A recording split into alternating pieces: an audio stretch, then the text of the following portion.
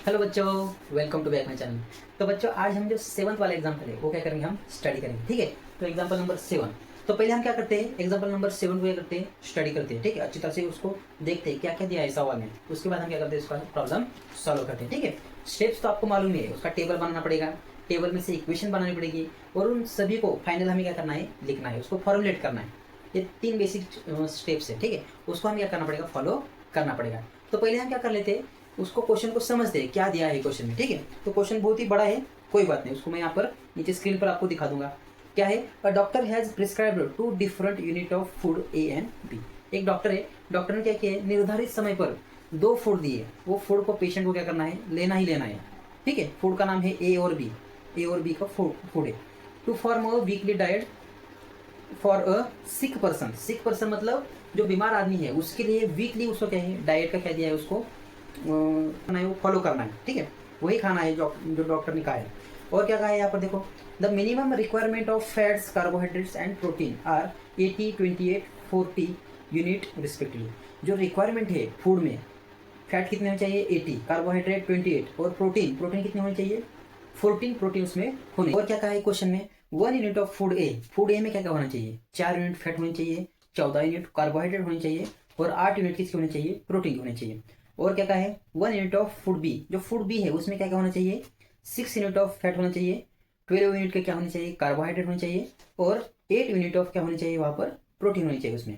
ठीक है, और क्या कहा है, price of food A is 4.5 per unit. ए जो फूड है उसकी प्राइस कितनी है, 4.5। वैसे जो बी फूड है उसकी प्राइस क्या है, 3.5 पर यूनिट, उसकी प्राइस हमें यहाँ पर दी है।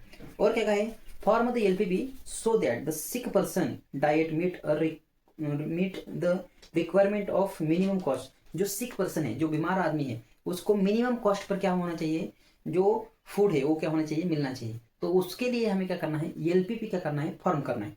ठीक है, तो देखो हम क्या करते हैं, कंसिडर करते हैं स्टार्टिंग से। ठीक है, तो देखो क्या कहा है यहाँ पर, लेट एक्स एंड वाई, क्या कह दिया हमें, X and Y be the number of unit, X and Y be the number of unit A and B food, A and B food. जो फूड ए है, कितना फूड ए चाहिए, कितना food B चाहिए, उसकी क्या है, एक्स और वाई के लिए मैंने यहाँ पर उसकी वैल्यू ले दी। हमें मालूम है कि उसकी वैल्यू नहीं है, इसीलिए उसको हमने क्या कंसिडर किया है, एक्स और वाई हमने यहाँ पर इसको कंसिडर कर लिया। अब देखो इस पर से हमें और क्या क्या चीज दिए थे, मैक्सिमम जो प्राइस है वो हमें यहाँ पर दी थी। तो क्या दिया था, देखो the price of food A is, the price of food A is, उसकी मैक्सिमम प्राइस कितनी थी, 4.5। ठीक है, पर यूनिट, एक यूनिट के लिए।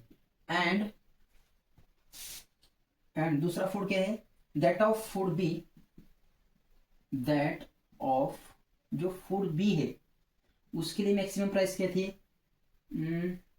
3.5 पर यूनिट।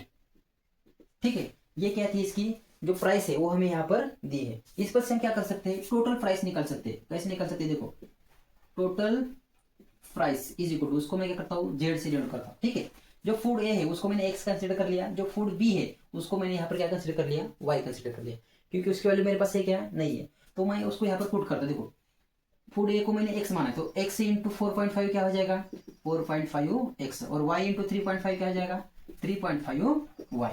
अब इस पर से हम क्या करते हैं, टेबल बनाते हैं। ठीक है, टेबल मैंने ऑलरेडी बनाए हैं। देखो क्या करना है, इसलिए आपको लिखना है क्या, the constraint are as per following table. जो हमें कंस्ट्रेंट दी है, कितने कार्बोहाइड्रेट चाहिए, कितना प्रोटीन चाहिए, उसके लिए हम क्या करें, यहाँ पर टेबल बना रहे हैं। ठीक है, तो फूड ए को हमने एक्स माना है और जो फूड बी है उसको हमने क्या माना है, यहाँ पर बी माना है। ठीक है, तो क्या क्या दिया है, देखो हम क्वेश्चन को बाद में और एक बार पढ़ते हैं। क्या दिया है, देखो the minimum requirement of fat, carbohydrate and protein are. Minimum requirement कितनी है, ज्यादा से ज्यादा फैट कितनी होनी चाहिए, 80 होनी चाहिए, कार्बोहाइड्रेट 28 होने चाहिए और जो प्रोटीन है वो कितने होने चाहिए, 40 होने चाहिए ज्यादा ज्यादा। और जो फूड ए है उसमें क्या क्या होना चाहिए, देखो तो फूड ए में 4 यूनिट ऑफ फैट होनी चाहिए, 14 यूनिट कार्बोहाइड्रेट और 8 यूनिट क्या होनी चाहिए, प्रोटीन। 4, 14 और 8, तो 4 यहाँ पर 14 और यहाँ पर कितना होना चाहिए, 8 यूनिट होनी चाहिए। और फूड बी में क्या होनी चाहिए, 6 unit of fat, 12 unit of carbohydrate और 8 यूनिट ऑफ प्रोटीन। तो 6 यहाँ पर 12 और यहाँ पर 8 यूनिट ऑफ प्रोटीन होना चाहिए, ठीक है। और उसकी प्राइस भी हमें दी थी, प्राइस कितनी है इसकी, पहले की प्राइस है 4.5 पर यूनिट और दूसरे की है कितना है 3.5 पर यूनिट। तो ये डाटा हमने क्या कर दिया, टेबल में फॉर्मुलेट कर दिया। तो टेबल में फॉर्मुलेट करने से क्या होता है, हमें इक्वेशन बनाने के लिए आसान हो जाता है, ठीक है।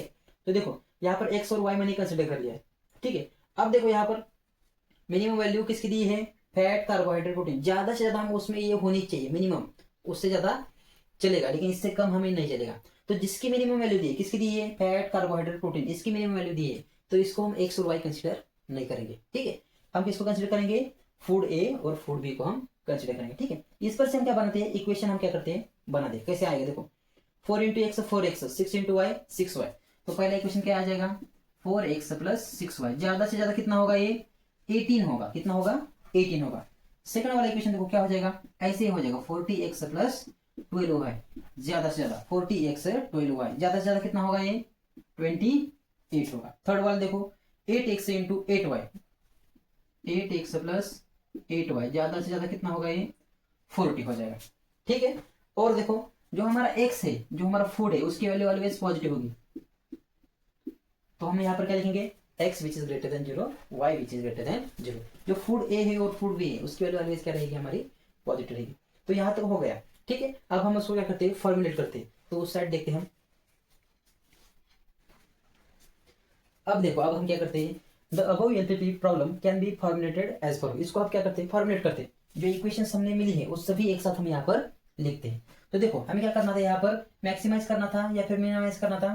तो हमें क्या करना था, मिनिमाइज करना था। क्या करना था, मिनिमाइज, मिनिमाइज, ठीक है। जो पेशेंट को है, जो फूड है, वो कम से कम कॉस्ट में मिलना चाहिए था, तो मिनिमाइज करना था। तो देखो यहाँ पर उसकी वैल्यू हमने निकाली थी, कितनी आई थी, तो 4.5x + 3.5y। और इसके जो इक्वेशन है, इसके इक्वेशन हम यहाँ पर लिख देते हैं। पहला इक्वेशन क्या है, तो देखो 4x + 6y, ज्यादा से ज्यादा कितने होने चाहिए, 18। दूसरा कौन सा इक्वेशन है, 40x + 12y, ज्यादा से ज्यादा कितना होना चाहिए, 28। थर्ड वाला इक्वेशन क्या है, 8x + 8y, ज्यादा से ज्यादा कितने होने चाहिए, 40। x which is greater than 0, y which is greater than 0। यही सेम मैंने यहाँ पर लिख दिया है। तो इस तरह से बच्चों इसको हमने फॉर्मुलेट यहाँ पर कर दिया। तो ये जो क्वेश्चन नंबर 7 था वो बच्चों यहाँ पर क्या होता है, एंड होता है। उसको हमने यहाँ पर पूरी तरह से सॉल्व कर दिया, बिल्कुल ही आसान है। अब सिर्फ 2 ही क्वेश्चन बचे हैं, 8 और 9। एक एक करके हम उसको क्या करेंगे, सॉल्व करेंगे, ठीक है। पढ़ाई करते रहिए, ऑल द वेरी बेस्ट।